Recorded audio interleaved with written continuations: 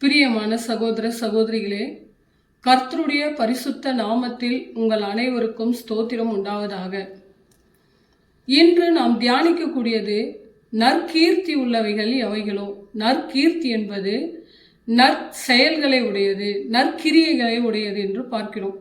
ஒரு தனிப்பட்ட மனிதனின் நற்பெயர், நற்செயல், நற்புகழ், அவருடைய அறநெறி தவறாமல் வாழ்வது, அன்பிலே இருப்பது, தேவ பயத்தில் நிறைந்திருப்பது, அவருடைய செயல்களை கண்டு மற்றவர்களால் போற்றப்படக்கூடியது.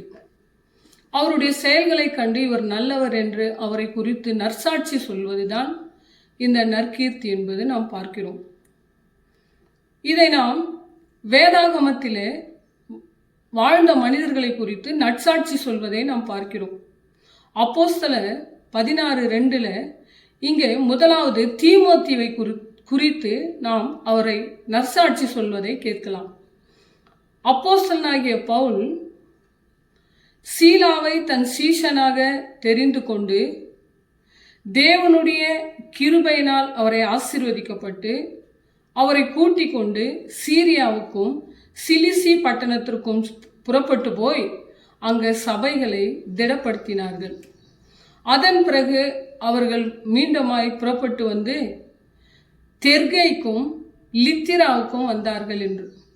அவர்கள் லித்திராவுக்கு வந்த பொழுது அங்கே தீமோத்தி என்னும் 20 வயது நிரம்பின ஒரு வாலிபனை குறித்து அங்கிருந்த யூதர்கள் எல்லாரும் சாட்சி சொன்னார்கள்.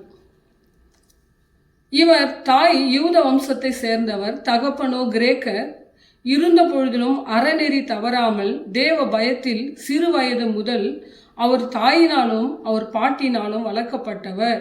இவரை நீங்கள் உங்களுடைய சீஷனாய் ஏற்றுக்கொள்வதற்கு தகுதி உள்ளவராய் இருக்கிறார் என்று அவரை குறித்து சாட்சி சொன்னார்கள்.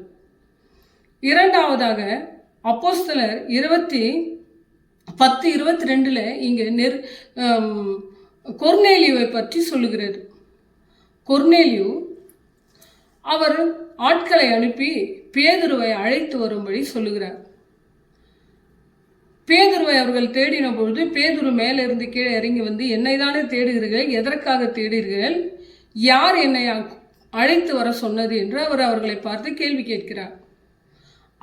அவர்கள் யாரை குறித்து சாட்சி சொல்கிறார்கள் என்று இங்கே நாம் பார்க்கலாம். கொர்நேலியை குறித்து, எங்கள் 100க்கு அதிபதியான கொர்நேலியு என்பவர் நீதிமானும் தேவ மனிதனும் யூதர்களால் பாராட்டு பெற்றவருமான எங்கள் கொர்நேலியு என்னும் 100க்கு அதிபதி உங்களை அழைத்து வர சொன்னார். எதற்காக என்றால், பரிசுத்த ஆவியானவர் சொல்லும் வார்த்தை உங்கள் வாயிலிருந்து அவர் கேட்கும்படி விருப்பப்பட்டு இருக்கிறார் என்று சொல்கிறார்கள். இங்கே கொர்நேலியுவை குறித்து தேவ மனிதன் அவர் என்று, நல்லவர் என்று அவரை குறித்து இங்கு சாட்சி சொல்வதை நாம் பார்க்கிறோம். மூன்றாவதாக தீமோத்தேயு 5:10 பார்ப்போமானால் 60 வயது உடைய ஒரு விதவைத்தாய். 60 வயதுடைய விதவைத்தாய் பிள்ளைகளை வளர்ப்பதிலும் அந்நியர்களை சேவிப்பதிலும் பரிசுத்தவான்கள் கால்களை கழுவதிலும் திக்கற்றவர்களுக்கு உதவி செய்வதிலும் நன்னடத்திலே மிகவும் ஜாக்கிரதை உள்ளவராய் இருந்தார் என்று, நற்கிருத்தியாக இருந்தார் என்று பார்க்கிறோம். இங்கே மனிதர்களை குறித்து மனிதர்கள் சாட்சி சொல்வதை பார்க்கிறோம். ஆனால் இயேசு கிறிஸ்து இந்த உலகத்தில் மனித அவதாரத்தில் இருந்த பொழுது அவரை குறித்து சிலுவையிலே அறையும்படி பிலாத்தினிடத்தில் கொண்டு போன பொழுது பிலாத்து இவரை கண்டு சாட்சி சொன்னார். இந்த தேவ மனிதனிடத்தில் ஒரு பிழையும் நான் கண்டதில்லையே என்று அவர் இவரை குறித்து சாட்சி சொல்வதை நாம் பார்க்கிறோம். தேவனே இந்த வேதாகமத்திலே பிசாசுடன் அவர் சேலஞ்ச் பண்ண ஒரு காரியத்தை பார்க்கிறோம். ஒரு மனிதனை குறித்து அவர் பெருமையுடன் பிசாசுடன் பேசுகிறார்.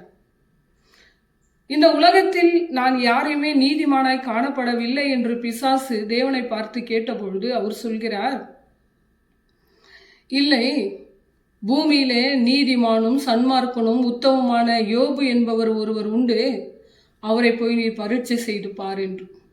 அவர் மேல் கொண்ட நம்பிக்கை எத்தனை ஆழமான நம்பிக்கையா இருந்தால், ஒரு சாதாரண மனிதனை குறித்து தேவனே அவனுடைய விரோதியிடம் அவர் சாட்சி சொல்கிறார், அவரை உன்னால் என்ன செய்ய முடியுமோ செய்து கொள், அவர் உயிரை மாத்திரம் விட்டுவிடு என்று. இதை தியானிக்கும் பொழுது மிகவும் நம்ம வருத்தப்படக்கூடிய செயல். தேவன் எவ்வளவோ அவர் மேல் அதிக நம்பிக்கை வைத்திருந்தால் அவரை குறித்து அப்படி சாட்சி சொல்லியிருப்பார்.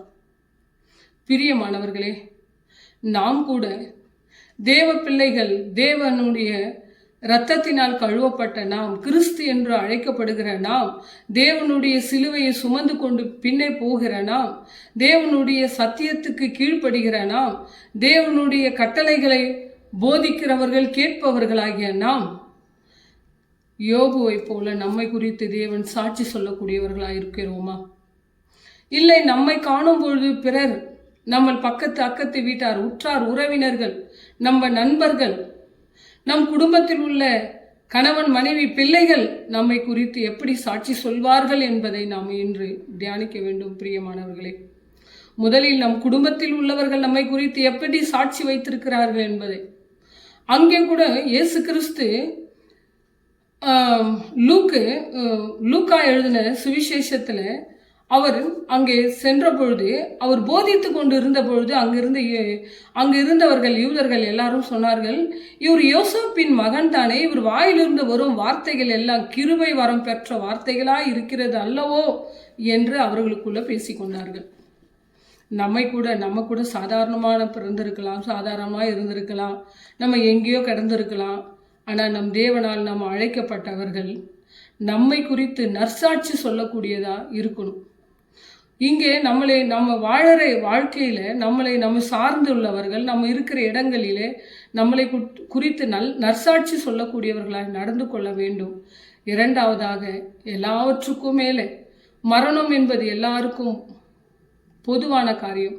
மரணத்துக்கு பிறகு நாம் பரலோகம் செல்லும் போது நம்மை குறித்து பிதாவுக்கு முன்பாக இயேசு கிறிஸ்து நற்சாட்சி சொல்லி பரிந்து பேசக்கூடியவர்களாய் நாம் ஜீவிக்க வேண்டும். பிரியமானவர்களே, ஒரு நாளும் தேவ நாமத்தை துக்கப்படுத்தும்படி நம்மளுடைய வாழ்க்கை இருக்கக்கூடாது. நாம் பூமியில் இருக்கும் பொழுதும் நம்மை குறித்து நற்சாட்சி சொல்ல வேண்டும்.